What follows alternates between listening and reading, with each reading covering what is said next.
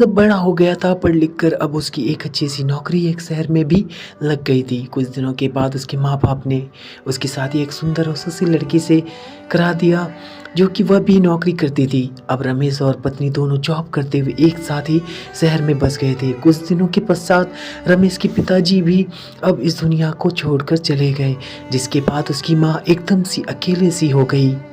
जिसके बाद कुछ दिनों के बाद रमेश अपनी माँ को अपने साथ रहने के लिए शहर ले आया। जिसके बाद शहर में आकर रमेश की माँ खुद को एकदम अकेले पाती थी। इस तरह उन्हें भी अच्छा नहीं लगता था, लेकिन एक माँ अपने बेटे की हमेशा खुशी ही चाहती थी। सो धीरे धीरे वह शहर में रहना भी सीख गई।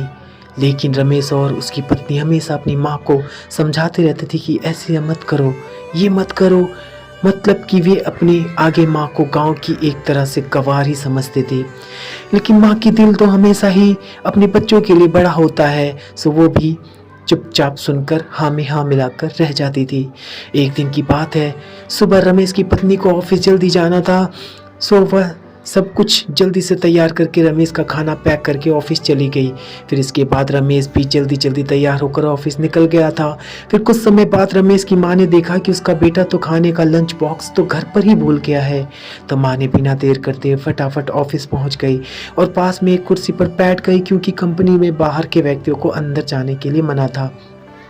सो फिर बेटे को दिक्कत ना हो इसलिए फ़ोन ना करके मैसेज किया, लेकिन रमेश अपने काम में बिजी था। सो माँ के मैसेज पर ज़्यादा ध्यान ना दिया, लेकिन उसकी माँ बाहर कब से उसका इंतज़ार कर रही थी। इस तरह कई घंटे बीत गए और उसी बीच कई मैसेज भी किया, लेकिन रमेश का कोई उत्तर नहीं आ रहा था। इस तरह रमेश की माँ को चिंता होने लगी थी, लेकिन रमेश अपनी माँ के कोई मैसेज आने के बाद भी वह अंदर ही अंदर खूब गुस्सा होने लगा था। आज तो उसने तय कर लिया था कि अच्छी तरह से समझा देगा कि यह उसका गांव नहीं है,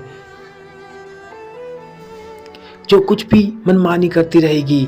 और इस तरह शाम हो गया। अब रमेश घर जाने के लिए कंपनी के बाहर निकला तो देखा तो उसकी माँ तो यहीं खड़ी है, जिसे देखकर उसका गुस्सा अब सातवें आसमान पर था और बिना कुछ पूछे ही लगा कि पहले तब घर में खाली बैठे बैठे मैसेज कर रही थी, परेशान करती रहती, और अब तो उसके कंपनी में भी आ गई है। आखिर उनका यह गांव नहीं है जो मनमानी करती रहेगी।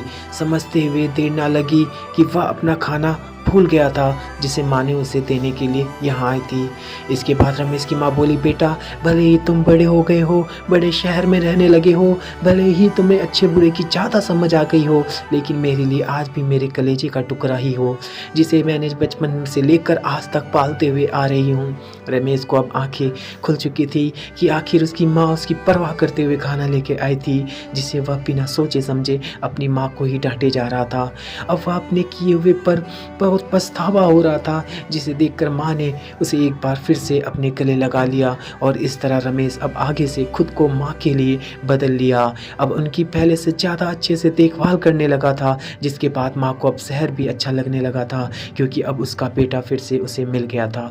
इस कहानी से यही शिक्षा मिलती है कि एक तरफा जहाँ हम पढ़ लिख कर खुद को ज़्यादा ही समझदार समझने लगते हैं, जिससे जाने अनजाने में माता पिता की बातों को गलत साबित करने में लग जाते हैं, लेकिन हम सभी ये भूल जाते हैं जिस माँ बाप ने अपने बच्चों को खुशियों के लिए अपनी खुशियाँ तक त्याग कर दी हैं, वो भला माँ बाप अपने बच्चों को कैसे बुरा कर सकता है और कैसे पूरा व्यवहार उनके साथ कर सकता है। तो दोस्तों, आपको ये माँ बेटी की कहानी कैसी लगी प्लीज़ कमेंट करके ज़रूर बताएं, और प्लीज़ अगर आप चैनल पर नए हैं तो चैनल को सब्सक्राइब कर दीजिए और ऐसे ही माँ बेटों की और अच्छी अच्छी कहानियाँ सुनते रहें। मिलते हैं नेक्स्ट वीडियो।